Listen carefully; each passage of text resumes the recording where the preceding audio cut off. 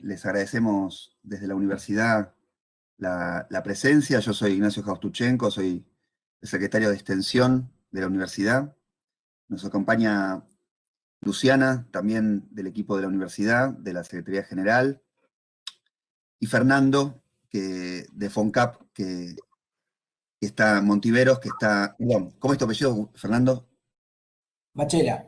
Bachera, ahí está, no lo veía bien. Fernando del equipo de FONCAP, que nos permite hoy dar este paso tan importante en este camino que vamos a transitar juntos con los bancos de herramientas en el marco de este interesantísimo programa del Ministerio de Desarrollo Social, que estimamos que va a tener un volumen adicional importante, no solamente basado en la cuestión del suministro de herramientas, sino también en la cuestión de la capacitación y la asistencia técnica, ¿no?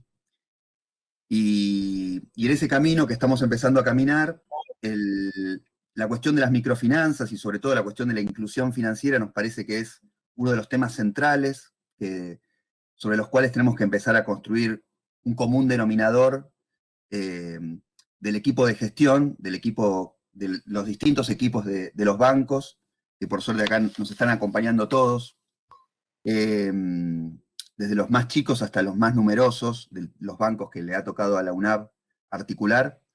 Así que nos parecía muy importante dar este primer paso en la cuestión de la inclusión financiera, en la cuestión de las herramientas de las microfinanzas para continuar contribuyendo a la inclusión también productiva, ¿no? Es decir, trabajar sobre los sectores de la economía informal que necesitan herramientas concretas de asistencia, de acompañamiento y de todo tipo. Fernando nos va a introducir en la temática, que tengan que ver con justamente acompañarlos en el camino hacia actividades productivas sustentables, ¿no?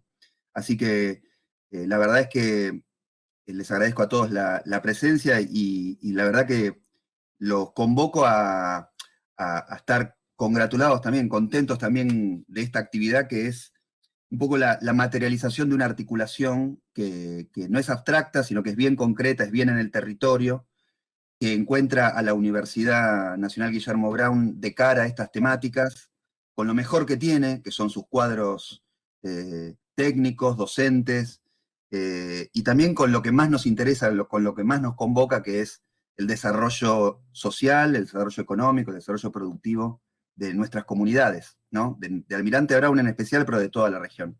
Y en articulación con una institución tan potente como FONCAP, con la cual ya venimos desarrollando distintas tareas como el del desarrollo de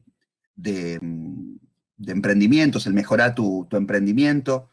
Este taller y otros tantos que estamos trabajando juntos, es la universidad que queremos. Es una universidad que está de pie, una universidad que trabaja en la inclusión y que va a la búsqueda de la inclusión educativa, y no solo la educativa, sino también la que tiene que ver con el desarrollo productivo. Así que desde la universidad quiero agradecerles la atención nuevamente y que, bueno, que tengamos un buen trabajo de intercambio y de construcción común, construcción colectiva de una herramienta fundamental para nuestros bancos de herramientas. Así que a todos, gracias por el tiempo.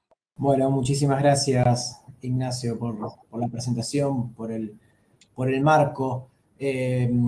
Para nosotros, para FONCAP, estas actividades, estos espacios de formación y también de discusión y debate sobre temas tan centrales y más en una coyuntura tan compleja y tan particular que la que estamos viviendo en el último año y medio, producto de la pandemia, poder consolidar estos espacios, poder crecer a nivel estratégico con alianzas como la universidad, como el sector académico, como el sector privado también, es muy importante. Así que, en primera instancia, queremos agradecer desde FONCAP la predisposición, la voluntad para articular, para llevar adelante herramientas concretas, como es este taller, como es el curso de educación financiera Mejorar tu emprendimiento, que también se está llevando adelante, que Almirante Brown es la cuarta ciudad en toda la Argentina con la extensión territorial que eso implica, que tiene mayor cantidad de inscriptos, ¿no? Entonces, eso habla de ese mercado potencial, de esa demanda existente, de esa necesidad también de la población, de lo que nosotros denominamos población objetivo, mercado potencial, de incorporar herramientas que sean útiles y que funcionen y empezar a ocupar espacios también en el debate público, ¿no? En la agenda pública. Y creo que la inclusión financiera, la justicia social, el desarrollo de herramientas de formación en educación financiera, en incorporar procesos que por lo general estaban delegadas o se pretendían delegar a un sector que no era exclusivamente el Estado, sino que venía más llevado y avanzado y desarrollado por sectores de la actividad privada o los bancos, incluso en algunos puntos, bueno, poder incorporar esa agenda al sector público, al sector académico. Y no solamente al sector académico universitario, esto debería ser parte del eje y de la currícula también incluso de la educación secundaria, incluso primaria, ¿no? Porque estamos hablando de herramientas que no solamente incluyen, como por ejemplo el crédito, el acceso al crédito, sino que también empoderan. Entonces es muy importante para nosotros poder fomentar estos espacios, que estos espacios crezcan.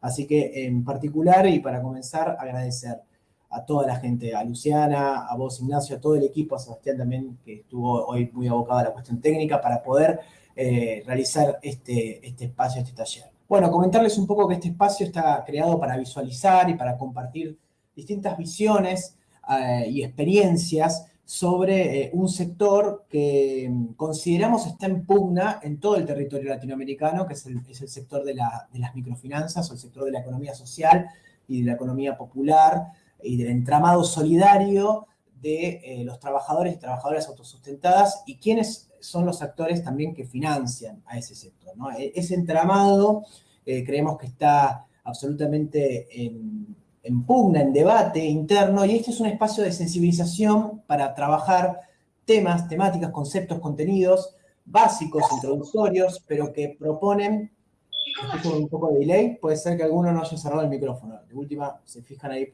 si queda muteado, a ver, me escucho bien. Bueno, la idea es, como hablaba hace un rato, volver a instalar en la agenda pública distintas problemáticas y ejes de trabajo que hacen al microcrédito como herramienta de trabajo en el territorio y de empoderamiento social de los sectores populares, del trabajo que realizan los emprendedores y emprendedoras en todo el país, y también poner en el centro una cuestión clave que es la accesibilidad y el intermediario, ¿no? ¿Qué hace una institución o una organización de la sociedad civil, en muchos casos, que puede tomar distintas formas jurídicas, que podemos ver más adelante en el taller, para intervenir en ese sector y para brindar herramientas que le den no solamente el financiamiento a ese emprendedor para poder crecer y las condiciones de ese financiamiento, sino también espacios de contención, de formación, de servicios complementarios que no son estrictamente financieros, toda la problemática que incluye este sector, este entramado que nosotros enunciamos a lo largo del taller. La idea es que podamos problematizar y debatir sobre muchas de estas cuestiones. Este es un espacio que está pensado en forma presencial, es un taller histórico de FONCAP que se recupera en el año anterior.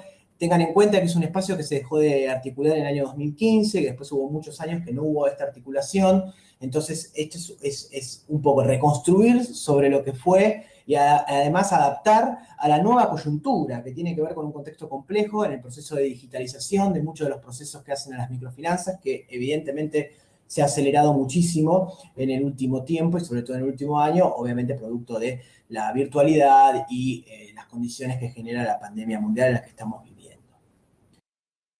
Bien, un poco el recorrido del taller. Vamos a empezar trabajando sobre las microfinanzas, sobre el microcrédito como herramienta.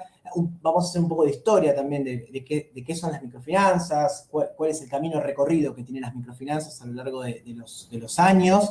Luego vamos a trabajar sobre la importancia de la metodología en el desarrollo del microcrédito y de las microfinanzas, cómo desarrollar una buena metodología o cómo elegir una metodología para trabajar, la estructura económica que tiene el microcrédito, las estrategias para abordar la población objetivo, cómo identificar necesidades de financiamiento en los sectores en los que nosotros vamos a abordar y vamos a trabajar y vamos a tener impacto local y vamos a promover el desarrollo territorial a través del financiamiento de esos sectores. También vamos a trabajar sobre el rol estratégico del asesor y del promotor de microcrédito, de crédito, en esta relación que existe en el territorio, quién es, qué ocupa, qué funciones tiene. Y finalmente vamos a trabajar sobre otros productos financieros, microfinancieros, que se complementan al microcrédito, que es obviamente el eje central de este taller.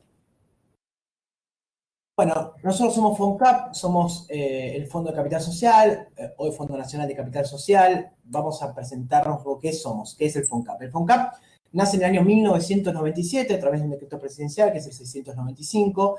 Es un decreto que crea un fondo fiduciario y a la vez constituye una sociedad anónima, que es FONCAP S.A., para administrar ese fondo fiduciario. En sus inicios fueron 40 millones de pesos, pesos dólar, estamos hablando de la época de la convertibilidad, y estaba atravesada bajo la idea neoliberal de que había que descentralizar las políticas públicas a un sector de desarrollo del sector privado, porque las políticas públicas que se implementaban a través del Estado resultaban ser ineficientes, inviables, y bueno, no sustentables, bueno, varias concepciones del paradigma neoliberal que tenía fuerza en los 90.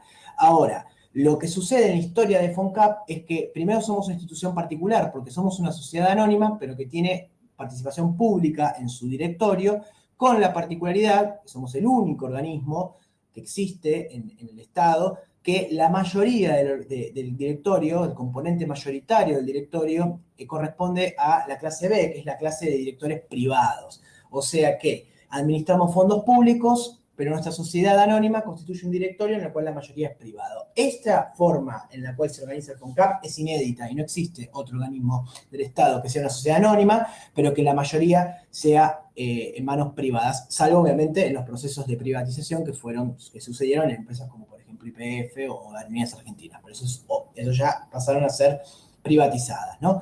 El FONCAP siempre tuvo esa forma, ese componente dentro del directorio, y fue creado con el objetivo de promover las microfinanzas, el microcrédito en la Argentina en el año 97, mucho antes de lo que fue la creación de la ley que promulgó el Congreso, que la creó el Ministerio de Desarrollo Social en manos de Alicia Kirchner, en el año 2006, que ahí es donde se configura la Comisión Nacional de Microcrédito, que lo vamos a ver más adelante. O sea que tiene 10 años antes la creación de esta institución. Entonces ya estamos para ubicarnos, ¿no? El FONCAP empieza en una etapa muy distinta a lo que nosotros hoy concebimos como desarrollo de inclusión financiera o del sector en el que nosotros trabajamos.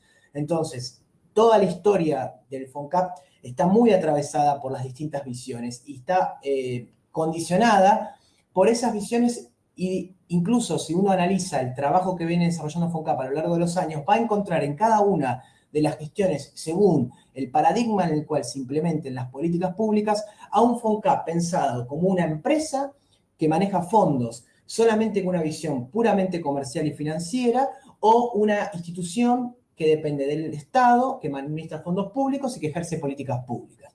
Esta dicotomía, esta visión de contraposición de paradigmas hacia dentro del FONCAP, lo configura en una institución que con avances y con retrocesos ha promovido muchísimo el desarrollo de las microfinanzas y del microcrédito a lo largo de su historia, ¿no? Nosotros tenemos 24 años de historia, así que bueno, somos una institución que pudo ver cómo avanzó y cómo se retrocedió en un montón de cuestiones que hacen a la materia de la inclusión financiera y el acceso al crédito en la Argentina. A lo largo del taller vamos a puntualizar en alguna de estas cuestiones. Además del financiamiento, FONCAP también desarrolla, el 50% de la institución está destinada a dar crédito, fondeo a instituciones de microfinanzas intermediarias. Nosotros no damos crédito directamente a emprendedores. Ahora, el otro 50% del FONCAP tiene que estar destinado a herramientas de capacitación, de desarrollo institucional, de fortalecimiento institucional de las instituciones que dan microcrédito. Esto es importante decirlo porque también es un punto que está en pugna hacia adentro en la institución, ¿no? Que es el hecho de, bueno, el crédito por sí solo, sin capacitación y sin formación, en realidad funciona más como un ancla, ¿no?, que como un fortalecedor, como un empoderador del sujeto de crédito. Entonces, este es un debate también interno que se da a lo largo de los años de FONCAP, que es importante marcarlo, ¿no? Nosotros estamos posicionados en el paradigma de que el financiamiento está acompañado siempre por un proceso de educación financiera, de capacitación, de formación y también de asistencia técnica al que recibe el préstamo, para que el ciclo sea virtuoso y que eso no produzca en realidad más problemas al tomador de crédito que beneficios. Eso también es una cuestión importante porque es parte de lo que atraviesa las problemáticas sistemáticas del sector en el que nosotros nos movemos. Las microfinanzas son el conjunto de servicios financieros y no financieros que se desarrolla para atender a hogares de menores ingresos, a los sectores vulnerables de la población, incluyendo el microcrédito, el microahorro, los microseguros y los medios de pago. Es importante aclarar, ya desde el vamos, que en la Argentina, a partir de la Ley de Entidades Financieras, que regula todas las entidades financieras de la Argentina, a partir de la última dictadura militar, las instituciones de microcrédito que trabajan en el territorio con estos sectores no pueden percibir ahorro, solamente pueden dar financiamiento. Esto es uno de los grandes problemas, tal vez el más esencial de los problemas que tuvo el desarrollo del sector microfinanciero en la Argentina, tiene que ver con la imposibilidad de administrar fondos de ahorro de los prestatarios. Tengan en cuenta que las únicas entidades autorizadas a administrar ahorros de los prestatarios en Argentina son los bancos. Banca pública y banca privada. Esas son las únicas entidades financieras que están autorizadas y reguladas para administrar ahorros. Ahora no así financiamiento y fondeo. Entonces, eso también es un punto importante porque enmarca la complejidad del sistema en el que nosotros vamos a estar desarrollando nuestra actividad a la hora de financiar o a la hora también de capacitar y de entender las problemáticas del territorio. Bien, otra definición más actual las define a las microfinanzas como una innovación metodológica en la que es una forma de ofrecer servicios financieros a clientes excluidos de la banca tradicional. Bueno, un poco lo que acabamos de decir. Los antecedentes de las microfinanzas nos remiten a Grameen Bank, la experiencia de Yunus en Bangladesh en la década del 70, ¿no? El Yunus lo que comienza es a generar un entramado de financiamiento a mujeres con préstamos iniciales de $1 por cada unidad de negocio de esas mujeres, ¿no? Entonces, de esa manera va poniendo en marcha lo que hoy es una de las instituciones más importantes de microfinanza en el mundo, que es Grameen Bank. Algunas de esas experiencias hoy en la Argentina se están replicando y son parte de la red de Grameen. Una línea de tiempo de las microfinanzas para orientar y enmarcar un poco el contexto y darle temporalidad.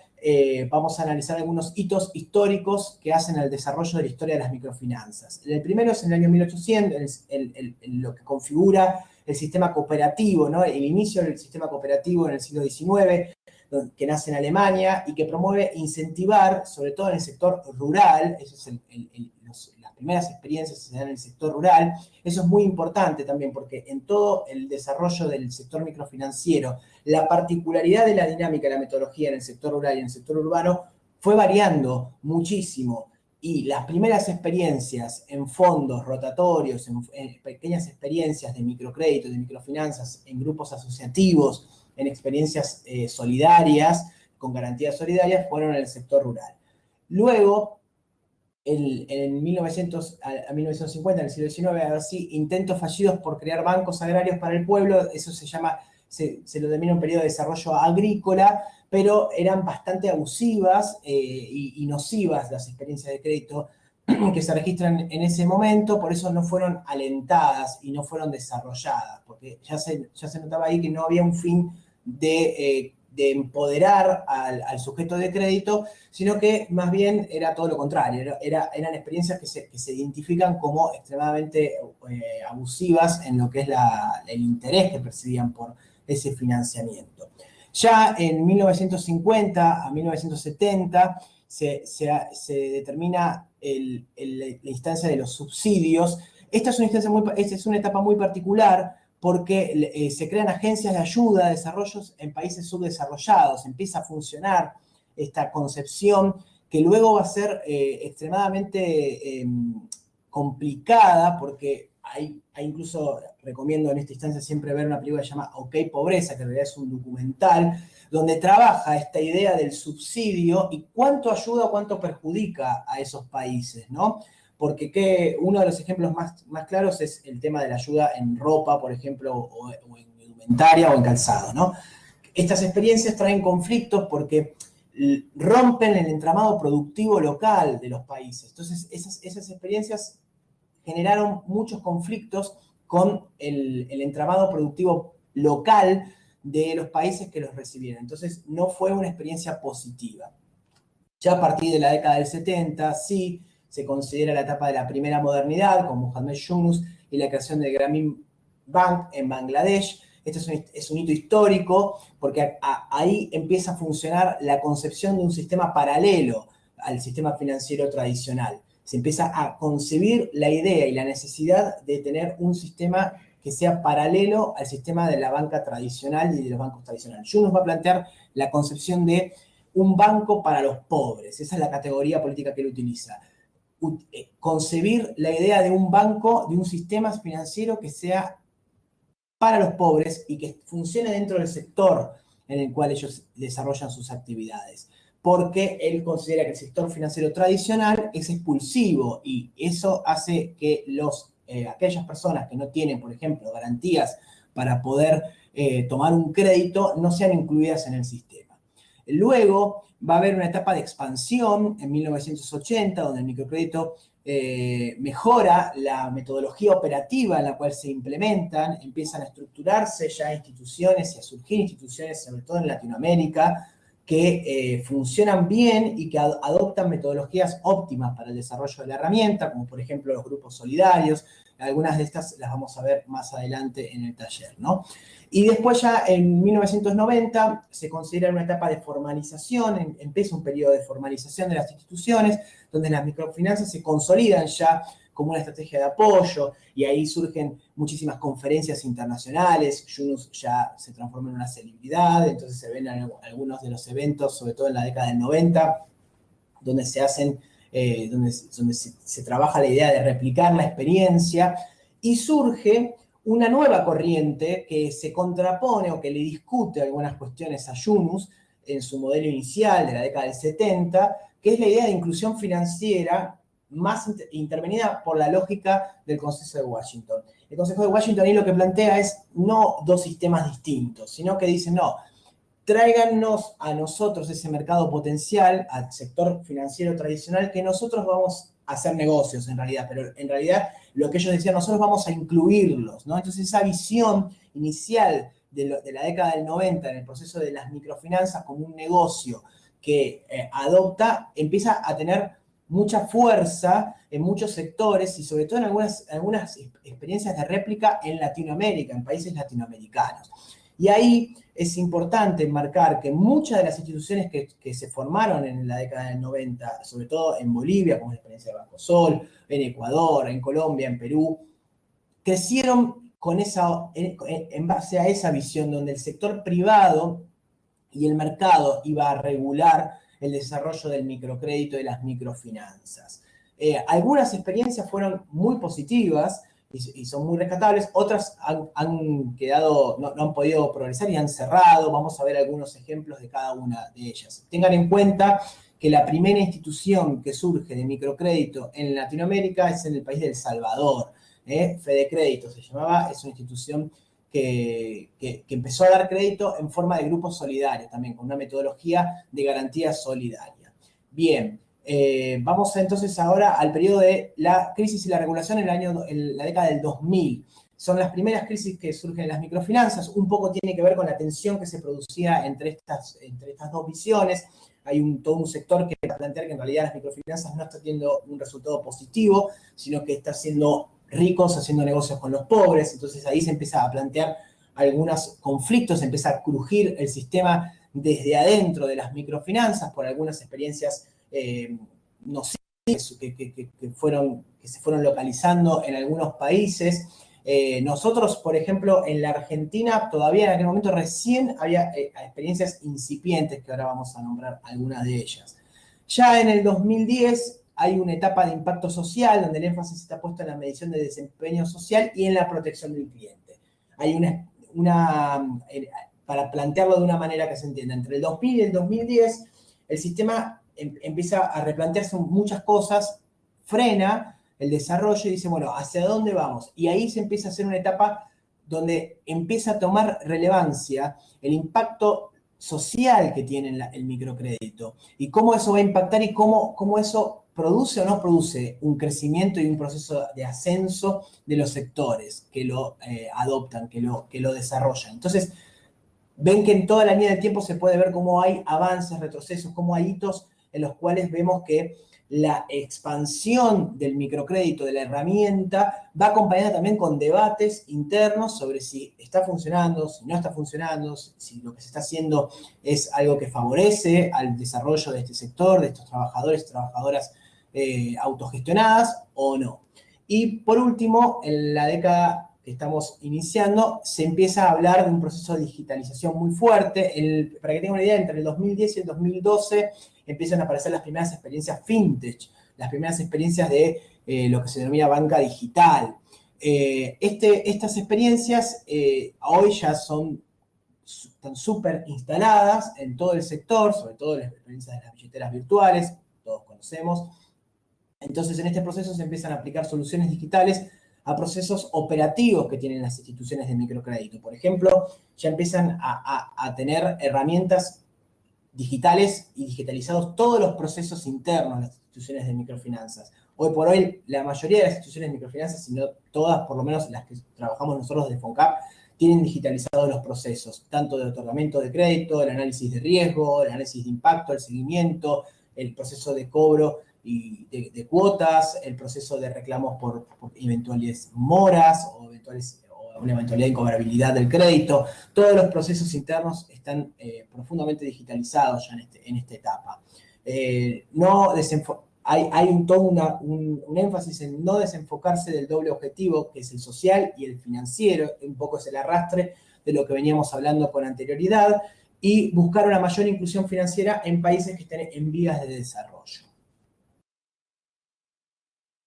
En la implementación del microcrédito y en la implementación de un programa de microfinanzas encontramos tres enfoques distintos, que los podemos denominar tres modelos tradicionales. El primero son bancos especializados, como es la experiencia de Grameenbank, financieras, mutuales, cooperativas de ahorro y créditos que utilizan el ahorro de sus prestatarios, de sus emprendedores, de los trabajadores que forman parte de esa institución, de esa organización, para llevar a cabo la labor del crédito.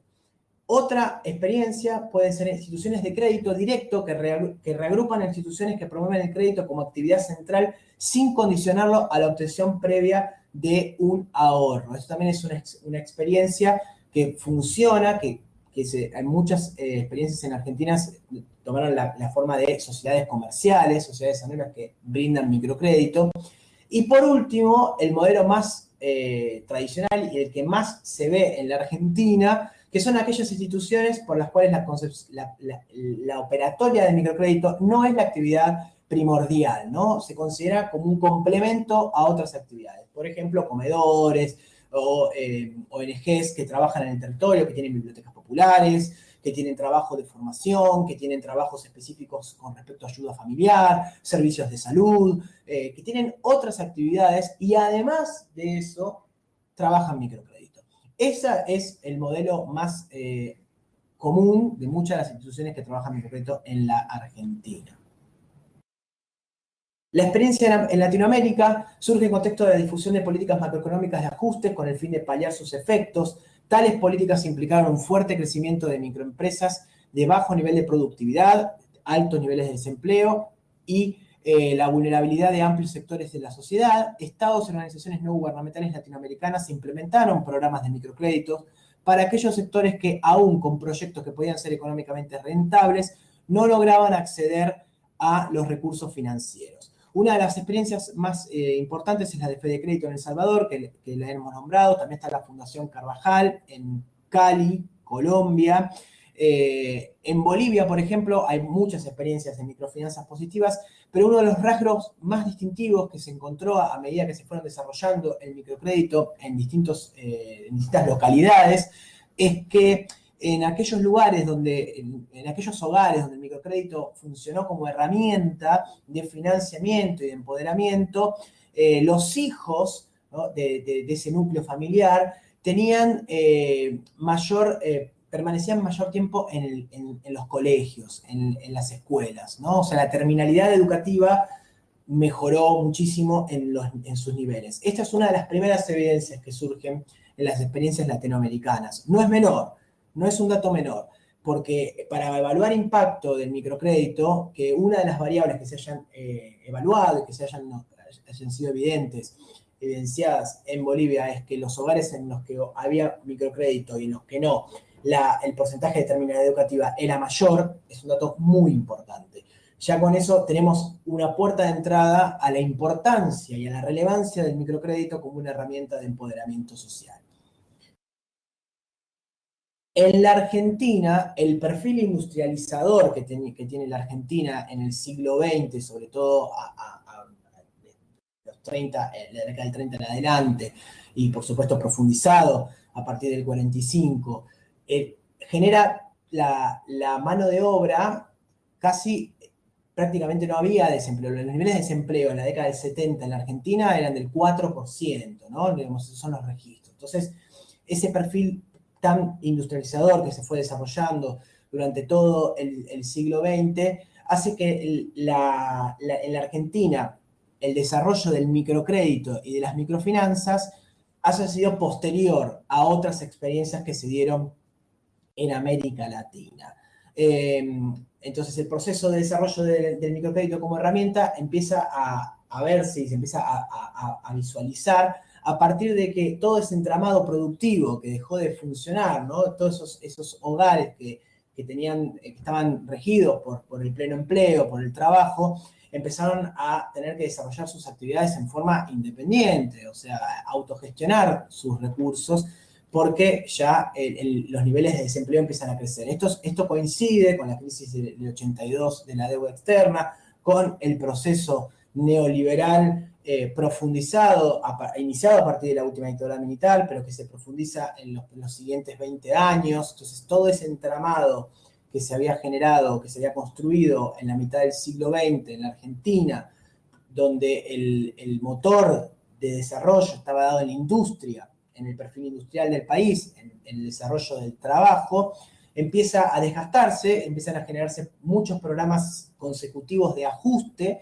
y esto evidencia la necesidad de atender situaciones de vulnerabilidad que antes no existían. Nos referimos al surgimiento de ese excedente de fuerza laboral, ¿no?, de mano de obra, que debió tener que recurrir al desarrollo de sus actividades en forma autogestionada. Bueno, en ese contexto surgen distintas instituciones y distintas organizaciones en la Argentina. Bueno, la primera es Fundación Juntos, que surge en el año 89 y cierra en el año 92. Está motorizada por el Banco de la Provincia de Buenos Aires. Es una experiencia muy interesante. Bueno, después el proceso de la convertibilidad y bueno, los vaivenes económicos de la Argentina hicieron que esa experiencia no haya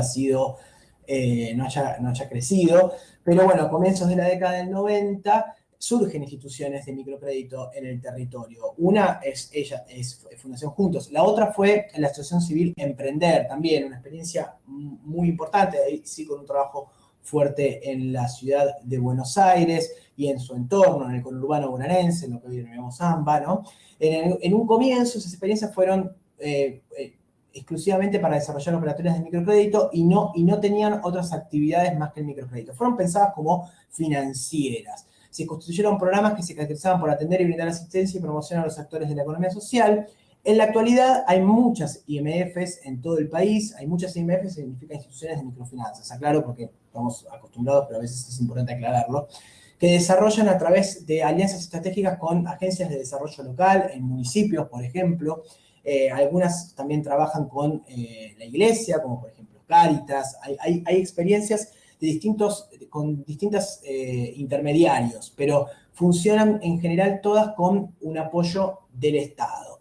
Puede ser a través de un financiamiento del FONCAP, muchas de ellas, nosotros tenemos 32 instituciones, o 33 ahora, que reciben fondos nuestros de FONCAP, o también puede ser a través de la Comisión Nacional de Microcrédito, la CONAMI. La CONAMI fue creada en el año 2006 por ley, y el objetivo de la ley era atravesar el microcrédito de una visión integral, financiar instituciones de microcrédito en todo el territorio e incluir una red, fortalecer en realidad una red de instituciones que lleven al microcrédito como una herramienta no solamente de ayuda financiera, sino también de formación y de fortalecimiento de sus tareas, del trabajo que realizan en sus emprendimientos. En ese sentido, la Comisión Nacional de Microcrédito tuvo un crecimiento muy grande desde el año 2006, que fue creada, hasta el año 2013, 2014, podemos decir, hubo un crecimiento muy grande de la red, y después sucedieron algunas cuestiones, previas incluso al cambio de la gestión en el año 2015, que empezaron a reverse situaciones que estaban sucediendo en el territorio, y eso generó un complejo de instituciones que dijeron, bueno, hemos recibido los fondos, pero ahora no tenemos la posibilidad de sostenerlos. Entonces, se hizo todo un trabajo interno desde el Ministerio de Desarrollo Social para poder fortalecer esas instituciones y que ese círculo no se rompa, porque lo que estaba sucediendo era que las instituciones sin el financiamiento no podían sostenerse, no podían ser sustentables y sostenerse a lo largo del tiempo. Todo ese trabajo que se hizo con la CONAMI y con FONCAP también, de asistencia técnica a las organizaciones, a lo largo del tiempo ha fortalecido un sistema en las cuales la mayoría de las instituciones que iniciaron en esos años hoy sobrevivieron, están activas, algunas incluso después de los últimos 4 años anteriores entre el 2015 y el 2019, donde dejaron de recibir financiamiento, muchas de ellas. Entonces, acá encontramos una importancia en lo que es la asistencia técnica y el fortalecimiento institucional de las organizaciones que van a trabajar con microcrédito para que sus fondos sean sustentables a lo largo del tiempo y que no se caigan a lo largo del tiempo. Este es uno de los grandes problemas que tuvo la experiencia en Argentina de las IMF. Puede ser por falta de fondeo, sí, pero también es porque muchas instituciones no tuvieron las herramientas técnicas para poder sostener sus carteras de crédito a lo largo del tiempo. En este taller vamos a ver algunos de esos elementos fundamentales que hacen al microcrédito que debemos tener en cuenta como organización para llevar adelante el microcrédito como herramienta y para que nuestra cartera de crédito, o sea, nuestra política crediticia, funcione y sea sustentable y sostenible a lo largo del tiempo. El microcrédito es una herramienta que asiste financieramente a emprendedores, que está ajustada a las características propias de la población objetivo, a esas microrealidades, donde se utilizan garantías no tradicionales, como por ejemplo la garantía solidaria, que ahora más adelante vamos a ver. Es importante cuando hablamos de microcrédito no pensar que el microcrédito es un crédito chiquito, ¿no? Eso también es en general, con todo, con microfinanzas también, no son finanzas pequeñas. El microcrédito está denominado así tal vez porque el monto que se da en forma inicial es un monto pequeño, pero tiene un proceso de escalonamiento. Lo que lo define al microcrédito no es que es un crédito pequeño, sino que es un crédito que tiene una metodología determinada, que está ajustada y amoldada a las capacidades y a la microrealidad, a la realidad propia que tiene el tomador del crédito. Además de otras características fundamentales que vamos a ver más adelante. Busca consolidar y reforzar la economía de los emprendedores, otorga principalmente un capital para el trabajo, o sea, tiene un fin productivo. El microcrédito en su concepción está dado para el trabajo, para el desarrollo de la actividad productiva de esos emprendedores y emprendedoras. Consiste en el otorgamiento de determinados montos de dinero de manera continua, escalonada, o sea, los montos son ascendentes y con plazos cortos para su devolución. Esto determina una metodología que tiene que ser cuidada, que tiene que ser trabajada, que tiene que tener entrenamiento O sea, el microcrédito para que funcione tiene que estar entrenado, es fundamental. Y por otro lado, el microcrédito tiene una función clave y central en la sociedad, que es fortalecer la toma de decisiones de manera autónoma de los trabajadores y trabajadoras que lo perciben. Esto es importante, es la idea de empoderamiento, que solo lo puede tener aquel que recibe la herramienta y que la puede desarrollar. Entonces, esto es clave para la concepción social del microcrédito como un entrenador y como aquella herramienta que permite al que recibe, al beneficiario, al sujeto de derecho, poder tomar decisiones en su trabajo de forma autónoma, es sin dudas el eje fundamental en el cual nosotros trazamos la concepción ideológica del microcrédito y del acceso al financiamiento desde un paradigma de inclusión, desde un paradigma de inclusión financiera y también de justicia social, que van de la mano. La característica del microcrédito son estas, que un poco ya venimos hablando. La atención al emprendedor, que debe ser realizada por personas que estén entrenadas para efectuar el relevamiento socioeconómico, definir las necesidades crediticias, además de asistir en la planificación del negocio que tiene el emprendedor. La cercanía con el emprendedor en forma permanente durante todo el periodo que dura el contrato de crédito. El monto y las condiciones de crédito deben ser definidos después de evaluar la actividad y la capacidad de endeudamiento que tiene el tomador. Esto es importante. El crédito tiene que promover, no tiene que destruir y tiene que ser un clavo para el tomador de crédito. Es algo que a veces algunas instituciones pueden perder en el norte, que lo vamos a ver más adelante cuando veamos algunos de sus elementos, como por ejemplo la tasa de interés. Tiene que estar dirigido a reforzar la dinámica económica del emprendimiento productivo y fortalecer el entramado productivo de los sectores populares, y tiene renovación permanente, escalonada, en forma ascendente, con plazos cortos de evolución. El tema de la renovación es importante, porque si nosotros damos un microcrédito, pero después la persona lo devuelve y no tiene posibilidad de volver a ser financiada, bueno, la cadena no funcionó, entonces el microcrédito no está funcionando está perjudicando al tomador de crédito. Entonces, el hecho de que el financiamiento sea permanente y que sea escalonado según las necesidades, según el nivel de cumplimiento, según la evaluación de riesgo, según lo que conciba el asesor, la asesora de crédito que va, que atiende el lugar, que percibe, que mira el libro de ventas, el libro de compras, cómo se mueve, cómo funciona el emprendimiento, cómo está la situación familiar del emprendedor. Bueno, son todas cuestiones que hacen a la esencia del microcrédito. El microcrédito es más costoso que un crédito de un banco, porque vos vas al banco, te sentás, tenés un oficial de cuentas, te toma los datos, te saca fotocopia del DNI, bueno, que te dice, bueno, acá tenés, ¿no? Pero el microcrédito es el asesor de crédito que pertenece a una organización, que está en el barrio, que está por lo general a unas cuadras de donde está el emprendimiento, ¿no? Ya de por sí hay un nivel de cercanía distinto, donde hay un asesor que va, que se acerca, que hace la visita al emprendimiento, que toma nota de lo que le pasa al emprendedor, que entiende y que se sensibiliza con la realidad de que tiene el emprendedor, que por algo no tiene garantías formales, por eso no puede ir a un banco y recibir un crédito, cuáles son las características de ese lugar, de ese espacio donde el emprendedor desarrolla sus actividades, qué características tiene su núcleo familiar, qué complejidades tiene con respecto a la compra de los materiales y de los insumos con el que trabaja y con el cual lleva adelante su emprendimiento, cómo maneja, cómo es el nivel también de educación en general de toda la familia, de su entorno. Entonces, son muchas las cuestiones que hay que observar y que hay que tener la atención a la hora de llevar adelante la herramienta del microcrédito. No es solamente tener un listado, tocar un timbre y dar un crédito.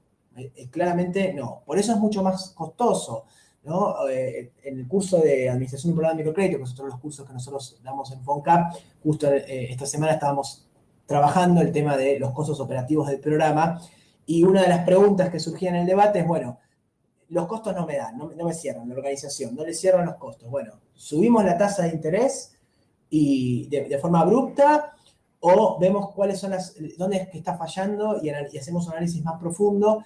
Y muchos decían, bueno, subamos la tasa de interés, ok, es una herramienta rápida, pero después tenés más costos, porque si la institución empieza a tener mora y la gente no puede pagar, los emprendedores no pueden pagar los créditos, tu costo de lo que implica que el asesor y la asesora vaya, haga el seguimiento de la mora, trate de cobrar, después ni hablar si tienen que entrar a trabajar los abogados. Entonces, hay que analizar todo, hay que tener un ojo muy fino y hay que ser muy sensibles a la hora de llevar adelante un programa de microcréditos y trabajar con el microcrédito.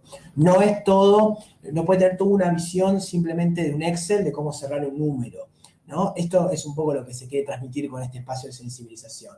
Y también dar a entender la implicancia y la problemática que lleva adelante todas las organizaciones que trabajan en microcrédito, que a veces son subestimadas, pero hay todo un trabajo desde lo humano y desde lo técnico que implica llevar adelante una cartera de crédito de 200 o 300 personas que reciben créditos en un barrio determinado, que es muy importante que tengamos en cuenta.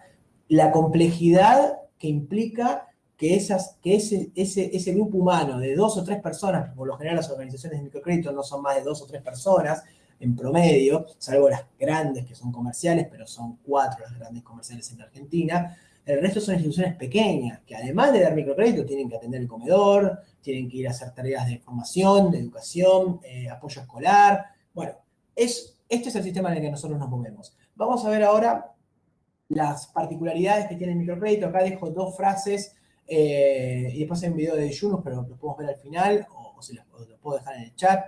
Bueno, los microcréditos son necesarios en todas partes, aunque en los países pobres lo son aún más, dice Yunus. La pobreza no la crea la gente pobre, esta es producto del sistema el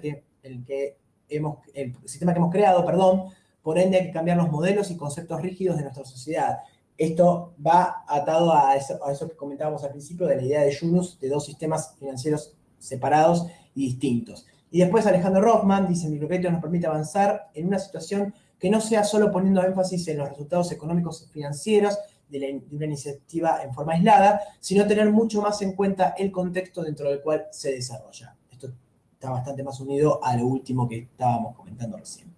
Elementos básicos del microcrédito, vamos a ver uno a uno, no me quiero extender mucho, pero bueno, la idea es ver cómo se trabajan las problemáticas de los montos, qué cosas tener en cuenta para trabajar los montos, los plazos, la frecuencia de cuotas, el periodo de gracia, las tasas, las garantías y el destino de los fondos. Todos estos elementos básicos conforman la centralidad de la herramienta del microcrédito y del financiamiento que nosotros vamos a desarrollar en nuestra institución si queremos llevar adelante un programa de microcréditos. Los montos tienen que guardar coherencia con el destino que se le va a dar a los fondos. Cuando hacemos la visita al emprendedor, tenemos que tomar nota de qué destinos va a tener y los montos que nosotros vamos a brindarle el crédito que nosotros le vamos a brindar a ese emprendedor, tiene que guardar coherencia con esos destinos, ¿no? No es lo mismo una persona que quiere comprar una máquina, ¿no? Para hacer un horno industrial, bueno, hay que tomar nota y llevar bien claro al comité de crédito, que va a ser quien va a definir el microcrédito, si se da o no se da, que por lo general está conformado por el asesor y algunas personas de lo que sería el soporte administrativo de la organización. Bueno, tener en cuenta estas cuestiones. Que tenga vinculación con el flujo de ingresos que tiene el proyecto que van a financiar. Las cuotas, por lo general, se consideran que tiene que ser hasta el 25% de los ingresos de ese emprendedor para no sobreendeudar y no a ver, este es un ideal. Todos somos conscientes que en la situación en la que está, no solamente la clase media tiene las tarjetas de crédito al tope y se financian ya lamentablemente hasta la comida en varias cuotas, sino que ni hablar los sectores populares, ¿no? O sea, esto es muy importante tener en cuenta, ¿no? El tema del sobreendeudamiento, que hace unos años, no solamente era un sobreendeudamiento por cuestiones de proveedores privados, sino que también había un sobreendeudamiento por créditos que daba incluso hasta el ANSES. O sea, hay que tener mucho en cuenta, esto ya hoy es una situación que está mucho más controlada, pero es importante que no sobreendeudar a la población objetiva que nosotros vamos a brindar un microcrédito. Que permita motorizar la construcción de una historia crediticia personal del tomador, la idea del escalonamiento ascendente, que los montos máximos estén acordes a las posibilidades del fondo y el tamaño de los emprendimientos que vamos a financiar, ya lo hemos hablado, y que los montos mínimos también permitan optimizar la administración de la operatoria del fondeo, del fondo nuestro. Esto es muy importante porque a veces tenemos que tener en cuenta cuál es nuestra capacidad administrativa y cuál es la capacidad de fondo que nosotros tenemos de recibir fondeo, de continuar con la rueda como organización antes de dar un microcrédito. Tener en cuenta todas las variables. Con respecto a los plazos, tienen que estar ajustados al destino que se le va a dar a los fondos, al igual que los montos. tienen que tomar en cuenta los flujos de ingresos y ciclos comerciales de las unidades económicas.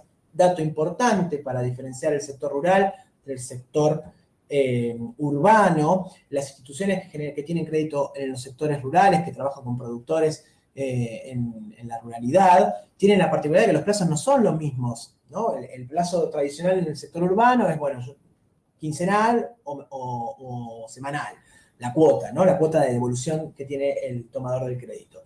Seguro que en el sector rural los plazos son distintos. Primero, una cuestión de la lógica propia del productor, ¿no? De cuándo es que tiene la cosecha, los tiempos propios que tiene el desarrollo del emprendimiento en el sector rural. Pero también por una cuestión de costos de la organización. Tengan en cuenta que muchos de los asesores de crédito que trabajan en los sectores rurales tienen que viajar, son un costo importante en tiempo y en dinero. Entonces eso también se tiene que tener en cuenta a la hora de desarrollar nuestra política crediticia como organización o nuestro programa de microcrédito. No solamente el tema del tomador, sino también los costos que implica la organización. Entonces ahí tal vez no sea cada 15 días, puede llegar a ser una vez por mes. Te doy un ejemplo, ¿no? En lo que implica la diferencia entre lo urbano y lo rural. Después, que no encarezcan innecesariamente el crédito, ¿no? Los plazos muy largos, evitar los plazos muy largos. Que contribuyan a la escalabilidad, que es lo que habíamos hablando también, la idea de los montos en forma ascendente, y que promueva un ingreso fluido para el fondo del financiamiento, que es nuestro fondo. Como organización, esa es cuando hablamos de fondo de financiamiento, estamos hablando del fondo de crédito que nosotros tenemos para otorgar. Después, la frecuencia de cuotas es importante también, que se ajuste al flujo de ingresos que tiene la unidad económica que nosotros vamos a financiar, que contribuya al fortalecimiento de los ciclos de desembolso que va a tener el microcrédito y que permita afrontar los costos de financiamiento que tiene el tomador. El tema de la frecuencia de cuotas es un dato importante que tienen que tener en cuenta porque muchas veces lo que sucede es preferible extender y lograr para que el emprendedor pueda lograr capitalizar y pueda generar un ciclo virtuoso en su emprendimiento, que plantear poner una frecuencia de cuotas muy inmediata, que al emprendedor no le da la posibilidad de recuperar y de fortalecerse para poder afrontar el pago de las cuotas. Tengan en cuenta estas cuestiones porque es muy importante a la hora de llevar el microcrédito y que los resultados sean positivos. El periodo de gracia también, en el mismo sentido de lo que veníamos hablando, ¿no? Que no sea... Quitar la discrecionalidad es algo importante, porque a veces lo que sucede es que tenemos 2 o 3 asesores de crédito que están trabajando en el territorio y no hay una política clara tiene que ser clara y tiene que ser igual para todos y para todas. Puede haber algún tipo de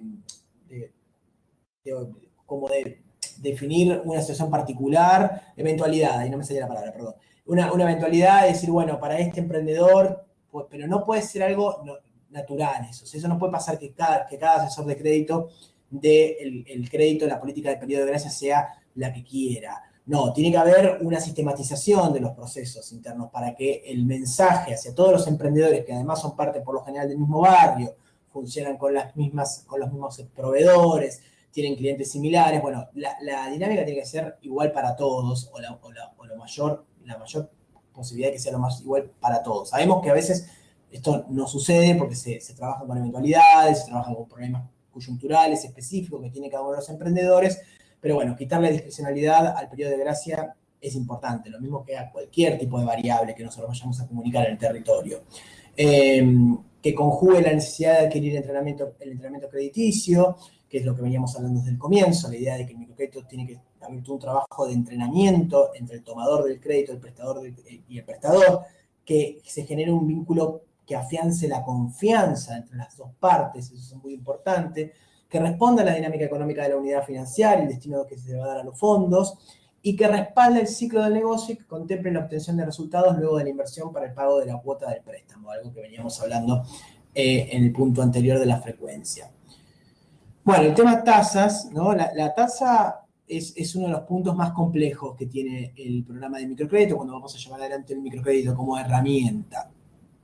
Debe de adecuarse a la realidad de la población objetivo sin transferencia de impericia institucional, o sea, sin caer en cuestiones que puedan ser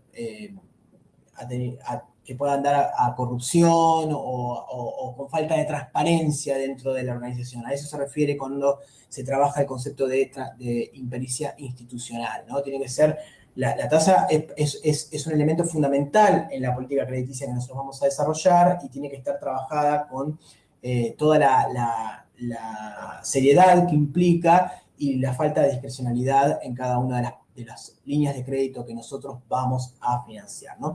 La tasa representa el balance, ¿no? El punto de equilibrio, el balance entre el riesgo y la posible ganancia que vaya a tener la organización.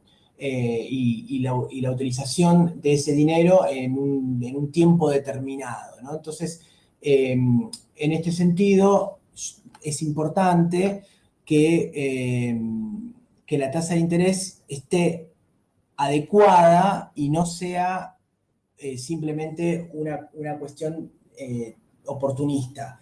Se plantea porque vemos que existen organizaciones, ninguna trabaja con FONCAP, que son denominadas, ¿no? que financieras, pero que en realidad las tasas son altamente usurarias, ¿no? Son usureras, o sea, claramente no tienen una visión de impacto social, sino que es más bien una visión absolutamente comercial, especulativa y nociva para el emprendedor.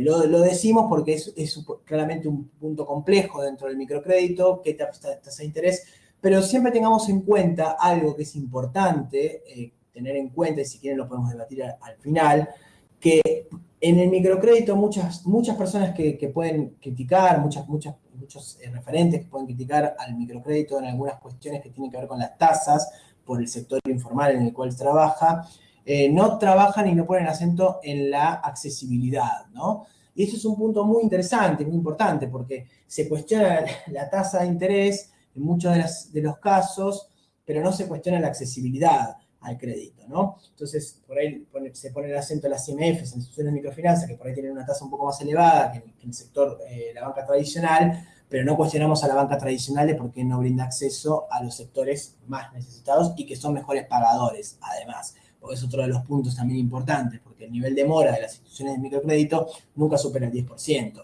Si agarramos una cartera de crédito de un banco, probablemente el nivel de mora hoy esté a niveles del 30 o del 45%.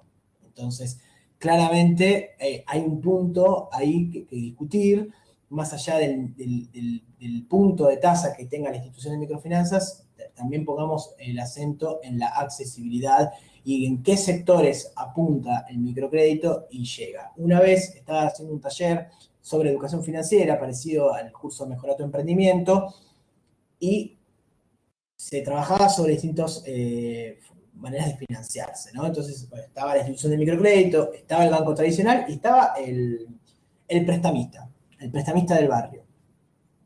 Un poco la idea del curso no era estigmatizar al prestamista, pero dar a entender que, bueno, hay que tener cuidado porque, bueno, tiene las desventajas lógicas de, bueno, por ahí alguna situación de violencia. Bueno. Uno trataba como de desestimar la opción del prestamista. Y una persona en el taller, recuerdo, me paró y me dijo, mirá, yo te entiendo lo que vos planteás o lo que vos querés plantear, pero la institución de microcréditos a veces me tarda, no sé, 3 semanas en darme un crédito. El banco no me lo da ni a ganchos. El prestamista, yo necesito hoy y me da hoy lo que necesito. Ese punto, esa reflexión que dijo el emprendedor, es relevante y es importante que tengamos en cuenta, porque el acceso y la rapidez en el acceso al financiamiento es un punto muy importante que tienen en cuenta en los territorios. Entonces, ese ejemplo, de alguna manera, lo que quiero decir es que muchas veces se pone el énfasis en criticar al microcrédito y a las microfinanzas por las tasas de interés que tienen algunas organizaciones, porque los costos son mucho más caros, porque implica todo un desarrollo humano, de capital humano que tienen las organizaciones, que es muy extenso, ¿no? Y que es caro, porque implica poner el cuerpo, ¿no? Para los microcréditos, para las microfinanzas hay que poner el cuerpo, tanto del asesor de crédito que está en el barrio, como también del que lleva adelante toda la cuestión operativa e interna que tiene la organización. Entonces, son compañeros y compañeras que desarrollan un trabajo muy grande y eso tiene un costo también. Bueno, que por supuesto, si lo pones a comparar con el sistema tradicional financiero, con un banco, bueno, la situación es, obviamente, ahí hay una diferencia muy importante. Entonces, ahí creo que el tema de la accesibilidad viene un poco a contraponer y a debatir sobre algunas de las críticas históricas que tiene el sistema de las microfinanzas, no en la Argentina, en todo el mundo, en la región y en todo el mundo, que tiene que ver con el nivel de tasas que tiene. Igual al final podemos discutirlo, no hay ningún problema. Muchas organizaciones, vamos a hablar de las garantías, un punto central, un elemento básico fundamental del microcrédito. Muchas organizaciones otorgan microcrédito con garantías individuales que están respaldadas por un garante, que puede ser un familiar, o un recibo de sueldo de un integrante de la familia. Puede ser cédula verde del auto, el registro de ventas del microemprendimiento en un tiempo determinado hasta la actualidad, el famoso cuadernito de ventas, bueno, sí, libro de seguimientos que usan en sus emprendimientos. Para reemplazar las garantías tradicionales ausentes en los microemprendedores por la informalidad, se utiliza la garantía solidaria. Esto es uno de los ejemplos, es una de las más utilizadas, que es la responsabilidad cruzada entre prestatarios y que constituye la opción más utilizada en las operatorias de microcrédito. Las garantías es importante que no atenten contra la accesibilidad, ya veníamos hablando de eso, o sea, no dejar parte de la población objetivo afuera, basarse en la innovación propia de estos sistemas y la realidad de la población objetivo, es decir, utilizar garantías solidarias, y fomentar un compromiso firme por parte del tomador y lograr que prevalezca la confianza en el vínculo. Tengan en cuenta la utilización de garantías solidarias porque son muy importantes, porque además de una cuestión social, también hay una cuestión de construcción colectiva que transforma, o sea, las experiencias de garantía solidaria que suceden en el territorio fortalecen mayormente a los emprendedores que las experiencias individuales. Eso es algo que lo tenemos comprobado, sobre todo en las experiencias de las bancas comunales, que ahora vamos a ver de qué se trata, lo vamos a ver ahora más adelante, y la experiencia de los grupos solidarios, sobre todo en el noroeste y en el noreste de nuestro país. En el NOA y en el NEA, las experiencias de garantías solidarias son arrasadoras con respecto a las experiencias individuales. No así en los centros urbanos como puede ser Córdoba, Buenos Aires, Rosario, Santa Fe incluso, donde ya las experiencias, donde la garantía individual es la que prevalece y la que tiene mayor desarrollo. Pero bueno, son experiencias distintas y están, por supuesto, todas muy definidas por las características y las lógicas locales, ¿no? Y territoriales que tienen cada uno de esos emprendedores, sobre todo el sector, digamos, andino y la cultura andina que tienen los emprendedores de Salta, de la Quebrada Humahuaca, o sea, en Jujuy. Hay muchísimos emprendedores que desarrollan sus emprendimientos y que tienen un trabajo ya cultural de lo que es la realización colectiva y el trabajo de las garantías solidarias, que es ancestral, ¿no? Entonces ahí es algo importante de marcar el trabajo que tenemos para llevar adelante un programa de microcrédito, de fomentar y fortalecer los grupos solidarios y las garantías solidarias entre los emprendedores. Bueno, el destino de los fondos: materia prima de insumos, capital de trabajo, servicios, puede ser luz, gas, teléfono, pago a proveedores, deudas comerciales, activos, herramientas, infraestructura productiva, infraestructura de comercialización, maquinarias, rodados, promoción, publicidad, ¿no?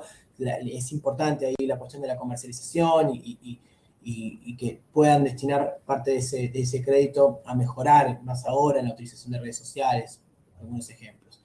Diversificación de la producción, estrategias de comercialización, que ya lo dije recién, e impuestos y tasas. Los elementos complementarios del microcrédito: el escalonamiento, ya lo hablamos, ¿no? El concepto de crédito como un insumo permanente y como un estímulo para el repago a lo largo del tiempo, esquemas de condiciones generales accesibles, la accesibilidad, la gestión administrativa con tiempos de gestión predeterminados, lógicos y que se respeten y que no sean discrecionales, también lo vimos. Los formularios que capturen información necesaria para el análisis de riesgo y de conveniencia. Este es un punto importante porque un formulario mal hecho en la visita que hace el asesor de crédito hace que los costos encarezcan. Y productos no financieros, ¿no? La capacitación y la asistencia técnica, que es lo que rodea de alguna manera y contiene al emprendedor, al tomador de crédito. Y ojo que la capacitación y la asistencia técnica no solamente tiene que ser para el tomador de crédito, también es importante tener un buen funcionamiento de un programa de microcrédito, que los recursos, que el capital humano de la organización también esté capacitado de forma permanente. Sobre todo si vamos a incorporar una nueva línea, si vamos a incorporar un nuevo producto, si vamos a trabajar en innovación, por ejemplo, si vamos a trabajar en perspectiva de género, si vamos a trabajar en formación específica sobre algún elemento particular. Bueno, incluir en esas actividades, en esas experiencias, a todo el capital humano, a todos los asesores, asesoras, a todas las personas que lleven adelante el microcrédito. Y los esquemas de seguimiento, ¿no? La prevención de mora es algo muy importante, el acompañamiento permanente, la cercanía en todo el proceso de financiamiento es fundamental, es un elemento complementario a todos los básicos que vimos recién, que tienen que ver con detectar los problemas a tiempo. Un gran problema que tienen las microfinanzas en la mayoría de las organizaciones es cuando los problemas en la metodología y la dinámica de otorgamiento no son atendidos a tiempo. Vamos a hacer un pequeño punto en las metodologías, ¿no? Para definir una metodología debemos preguntarnos qué es lo que esperemos obtener, cómo impacto de los microcréditos y así no manejarnos con expectativas asimétricas. Elementos para elaborar una metodología adecuada, características y nivel de organización de la población objetivo, nivel de ingreso y infraestructura y financiera y persistente, lógica de funcionamiento de los emprendimientos y nivel de desarrollo e inserción en el mercado, y grado de dispersión entre las actividades a financiar. Son todos los puntos necesarios e imprescindibles para preguntarnos y para ponernos en cuestión qué metodología vamos a llevar adelante. Las metodologías de microcrédito son crédito individual, grupo solidario, bancas comunales y fondos rotatorios. Algunos, no, todos ya los nombramos hasta este momento, porque para hablar del microcrédito hay que hablar de su metodología, porque es lo que lo hace distinto a un crédito común. Pero vamos a profundizar en cada una de ellas brevemente para no extenderme demasiado. Crédito individual, créditos de montos pequeños, progresivos, permanentes, plazos y frecuencia de pagos cortos, garantías no reales, ¿no? De lo que veníamos hablando, ¿no? No reales significa no son garantías formales. Normalmente como garantía se toma el aval de la persona de un tercero ajeno al programa, puede ser familiar directo, este aval puede ser un recibo de sueldo, título de algún bien registrable o una garantía de otro emprendedor de la zona. La misión del garante es auxiliar al prestatario para evitar que se atrase en el pago de su cuota. En el caso de la metodología solidaria, el grupo solidario, por lo general está formado entre 3 a 8 emprendedores, son proyectos independientes uno de otro, asumen el crédito en forma conjunta y se avalan solidariamente y recíprocamente. Debe existir conocimiento mutuo entre los participantes, se otorga un crédito grupal y la documentación responde a este concepto. Ese es un punto importante. Cuando vean en los informes, los reportes de las organizaciones, los grupos solidarios, figuran el nombre del grupo, no sé, vecinas de tal barrio, y toda la documentación que hace al crédito otorgado a ese grupo solidario tiene un sentido grupal. O sea, todos responden de la misma manera. No es que hay uno porque es el que contactó, que es el que firma los papeles, ¿no? Que es el que firma la documentación y el que se hace cargo. No, acá es fundamental para que funcione el grupo solidario que todas las partes ocupen el mismo rol. Y si hay alguna vez algún problema, que algún emprendedor no puede cumplir con la cuota, lo que sea, el grupo se junta y ven cómo lo resuelven entre ellos, si es en forma conjunta, si cada uno pone durante ese mes y después la persona se los devuelve, o uno toma y dice, no, bueno, yo puedo, yo pago, bueno, todas esas particularidades las van a resolver en conjunto y la dinámica para que funcione bien tiene que ser de esa manera. No tiene que ser un grupo solidario encubierto donde hay una persona o dos que maneja varios, ¿no? Eso sobre todo para evitar fraudes, ¿no? La mitigación de fraudes también es un punto importante para evitar conflictos futuros en el desarrollo del microcrédito. Y por último se realiza un análisis individual de la capacidad y voluntad de pago de cada una de las personas que integra el grupo solidario. Funcionan en conjunto, el préstamo está a nombre de cada una de las personas y se respaldan en forma solidaria. En cambio, la banca comunal es un grupo de emprendedores que autogestionan un fondo de ahorro y crédito.